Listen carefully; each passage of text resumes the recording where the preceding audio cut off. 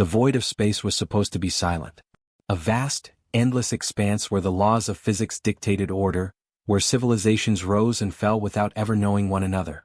But the universe had a way of defying expectations. It started with a distress signal. A faint, repeating pulse of data, barely detectable across the light years. The kind of signal most species would dismiss as background noise, just another dying star or malfunctioning probe. But humanity had always been curious. And curiosity, as the old saying went, had a habit of getting humans into trouble. The UNS Resolute, a deep space reconnaissance vessel, was the first to pick it up. Captain Elias Vance had seen his fair share of weird cosmic phenomena, but this was different. The signal wasn't natural. It was structured, deliberate, and it was coming from a system marked on star charts as uninhabited. "Helm, set a course," Vance ordered. "Let's see what's out there." What they found was a graveyard. A planet once thriving, now scorched. Cities reduced to skeletal ruins. Orbital platforms drifting in lifeless orbits, their hulls torn open by weapons fire. And in the midst of it all, a single repeating message broadcast in 100 different languages, some ancient, some unknown. Beware the devourers. Humanity had a choice: turn back, report their findings, and let the proper authorities handle it. They didn't. The galactic consensus had rules about first contact, protocols for war, treaties governing the use of force. But humanity had never been good at following rules. When the Resolute returned with its discovery, the United Earth Federation debated for all of 3 days before making a decision. If something had wiped out an entire civilization, it was only a matter of time before it came for the next one. And humanity had a very particular opinion about being next on the menu. Admiral Kira Halleys, commander of the 7th Expeditionary Fleet, put it best. "We don't wait for the storm to hit us. We build a damn wall." What followed was the single largest military mobilization in human history. Not a defensive fleet. Not a peacekeeping force. An armada. 23 dreadnoughts. 56 carriers. Hundreds of cruisers, destroyers, and gunships. And at the heart of it, the UNS Titan, a warship so massive its gravity well-distorted local space, armed with enough firepower to crack a planet in half. The rest of the galaxy called it insanity. Humans called it insurance. The Devourers came without warning. They were nightmares given form. Biomechanical horrors, their ships like twisted amalgamations of flesh and metal, their weapons tearing through shields and armor like paper. The first systems fell in hours. Entire species were consumed, their worlds stripped bare to feed the endless hunger of the invaders. The galactic consensus panicked. Fleets were scrambled, alliances forged in desperation. But it wasn't enough. The Devourers were winning. Then humanity arrived. Not with pleas for peace. Not with offers of surrender. But with guns. The Battle of Cygnus Prime should have been a slaughter. The Devourer fleet outnumbered the human armada 3-1. Their technology was beyond anything the galaxy had ever seen. But humans had a habit of rewriting the rules. The Titan fired first. Its primary weapon, a planet-killer railgun nicknamed the Last Argument, punched straight through a Devourer dreadnought, detonating its core in a burst of white-hot plasma. Then the rest of the fleet opened up. Missiles, railguns, plasma lances, fusion warheads. Every weapon in humanity's arsenal, unleashed in a single, deafening roar of defiance. The Devourers didn't understand. They had never faced a species that didn't fear them. Humans? Humans raged. By the time the dust settled, Cygnus Prime was a debris field. The Devourer fleet was gone. Not retreating. Not damaged. Annihilated. The galaxy watched in stunned silence as human engineers began constructing even bigger guns in the wreckage. Admiral Halleys, standing on the bridge of the Titan, broadcast a single message to the remaining Devourer forces. "You wanted a war? You got one." And as the human armada burned toward the next battlefield, the rest of the universe finally understood what humanity had known all along. There was no such thing as overkill. There was only enough firepower, and we need a bigger gun. And humanity? Humanity always went bigger. #### the silence before the storm. The void between stars was never truly empty. Radiation whispers, the echoes of dead civilizations, the slow decay of rogue planets. Space was a graveyard with stories etched into every atom. But the signal the UNS Resolute picked up was different.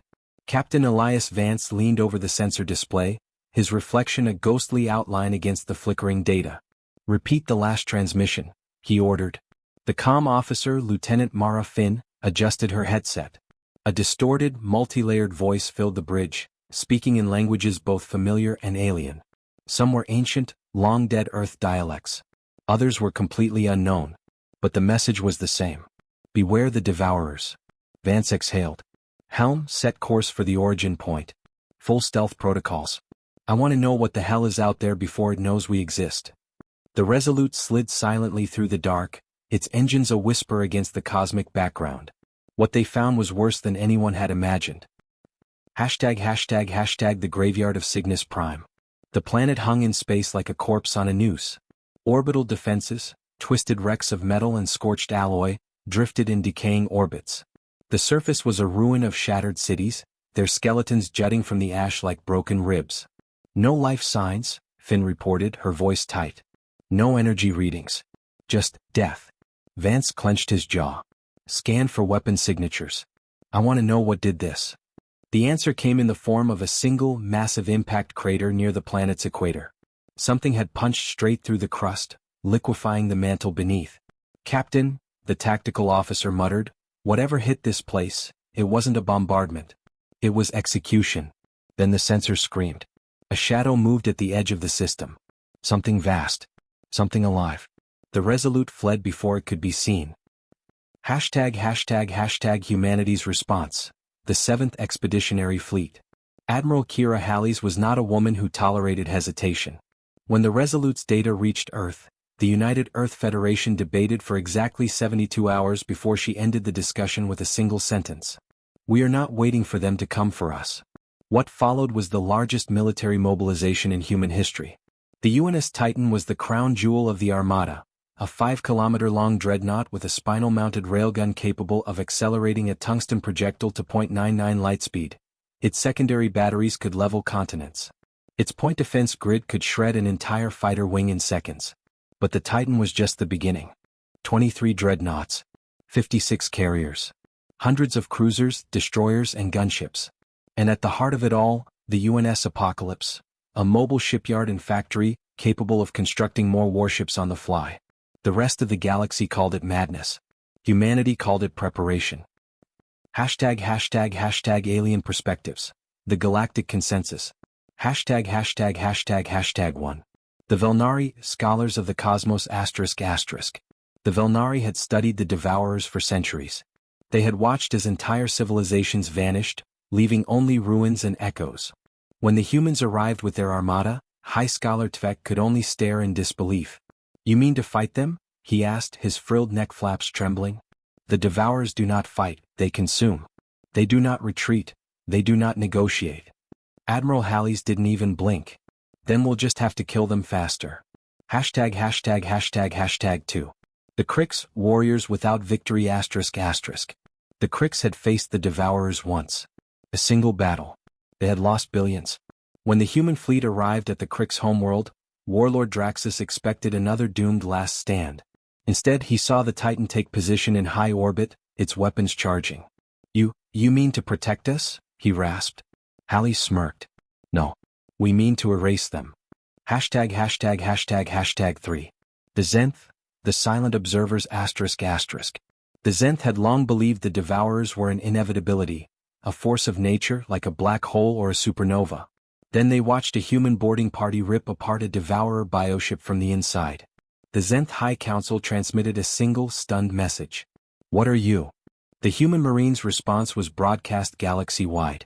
Pissed off. #### The Battle of Cygnus Prime. No such thing as overkill.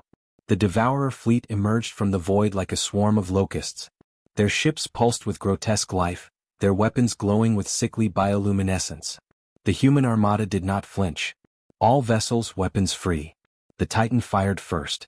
The railgun round left the barrel at near light speed, punching through the lead Devourer bioship like a bullet through wet paper. The kinetic energy alone vaporized 3 more ships behind it. Then the rest of the fleet opened fire. Missile salvos filled space with nuclear fire. Plasma lances sliced through organic hulls. Fusion warheads detonated in chains, turning the void into an inferno. The Devourers had never faced an enemy that escalated. Humans did not fight fair. A Crix observer later described it as watching a pack of wolves set a forest on fire to kill a single rabbit. By the time the battle ended, Cygnus Prime's orbit was a graveyard of broken bioships. Admiral Halley surveyed the wreckage. "Good start," she said. "Now let's find the rest." ###sequel hook. The war has only begun. Deep in the dark between galaxies, something stirred. A presence. A consciousness. A hunger older than stars. The Devourers had never known fear. But now, for the first time in eternity, they learned. And far away, aboard the UNS Titan, a lone technician picked up a new signal. Faint. Distant. Repeating. Captain Vance read the message and smiled. "They're calling for help." ###epilogue, humanity's creed. The galaxy would later ask, why? Why build ships that could crack planets? Why arm soldiers with weapons that could level cities? Why never hold back? The answer was simple. Humanity had looked into the abyss, and decided the abyss wasn't packing enough heat. And if there was one thing humans understood, it was this. There was no such thing as overkill. There was only open fire and reload. The silence before the storm. The UNS Resolute drifted through the black, its stealth systems humming as it approached the dead world. Captain Elias Vance watched the feed from the drones they'd sent ahead. Ruined cities, shattered orbital platforms, and a single repeating message. "Beware the Devourers." "Sir," Lieutenant Mara Finn said, "we're picking up residual energy signatures. Whatever hit this place, it wasn't conventional." Vance exhaled. "Record everything. Earth needs to see this." But before they could withdraw, the Resolute's long-range sensors screamed. Something was coming. Something big. ###Earth divided. The Federation's secret war. ###1. The Council Chambers, a house of knives ****. The United Earth Federation was not a unified government. It was a fragile alliance of superpowers, megacorporations and military blocs, all held together by the thin promise of mutual survival. When Vance's report reached Earth, the Federation Council erupted. The Martian colonies demanded immediate fortification of the outer systems. The corporate syndicate, backed by arms manufacturers, pushed for preemptive strikes. The Pacific Bloc, led by the remnants of old Earth nations, argued for diplomacy, or at least pretending to try. And then there was Admiral Kira Halley's. She didn't ask for permission. She started building the fleet. ###2. The Black Budget, Shadows and Steel ****. The UNS Titan wasn't just a warship. It was a statement. Built in secret under the guise of deep space exploration, its existence broke a dozen treaties. When the Council discovered it, the corporate syndicate's representative, Director Alden Voss, nearly had a stroke. "You built a planet killer without authorization?" Halley's didn't blink. "I built 3. ###3. The leak, a knife in the dark ****. Someone talked. The existence of the Devourers, and humanity's response, leaked to the public. Panic spread. Riots on Mars. Mutinies in the outer colonies. And then the real betrayal. A faction within the Pacific Bloc, led by Senator Li Wei, made a desperate play. They reached out to the galactic consensus, begging for intervention. "Humanity is not ready for this war," they transmitted. ***, stand with us. Stop Halley's. ***. The aliens didn't respond. Halley's did. ###4. The Purge, loyalty or death ***. They came for her in the night. Black Ops teams. Corporate mercenaries. Even a few rogue naval officers. They failed. Halley's had been expecting them. By dawn, the traitors were dead, and the Titan's guns were locked onto every major dissident stronghold on Earth. Her message was simple. The enemy is out there. Choose your side. The Federation Council fell in line. ###alien perspectives. The Galactic Consensus watches. ###1. The Velnari, a scholar's horror ****. High Scholar Tvek had spent centuries studying the Devourers. He knew what they were capable of. When he saw the human armada, he realized something far worse. Humans were worse. "They do not fear the Devourers," he whispered. "They see them as targets." ###2. The Crix, a warlord's bargain ****. Warlord Draxus had lost his entire fleet to the Devourers. When Halley's offered him a place in her war, he hesitated. "You ask us to die beside you," he growled. Halley smirked. "I'm asking you to win." The Crix joined. ###3. The Zenth, The silent betrayal ****. The Zenth had a policy, never interfere. But as the human fleet burned toward Cygnus Prime, they made a single desperate transmission to the Devourers. Beware the humans. It didn't help. The Battle of Cygnus Prime, no rules, no mercy. The Devourers arrived expecting prey. They found hell. The Titanus railgun turned their flagship into vapor. Human boarding parties burned their way into bioships, laughing as they planted fusion charges. The Cricks, fighting alongside humans for the first time, realized why they had never lost a war. There was no honor in human warfare.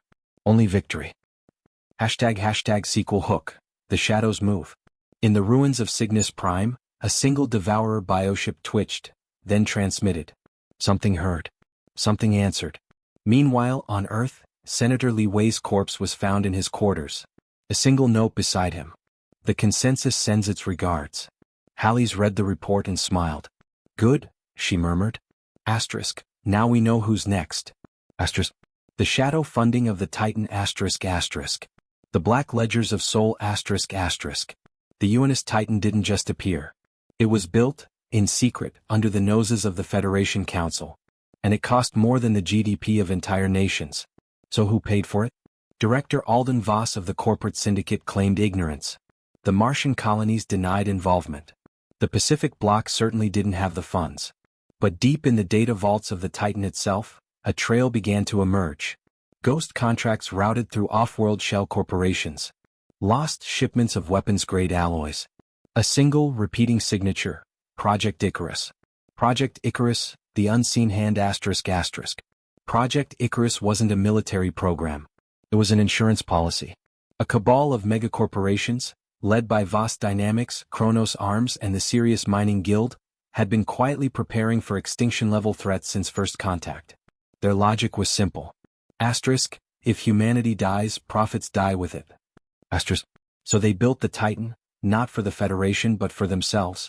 And when Halley's discovered it, she didn't shut them down. She took it. Voss's gambit, a knife in the boardroom ****.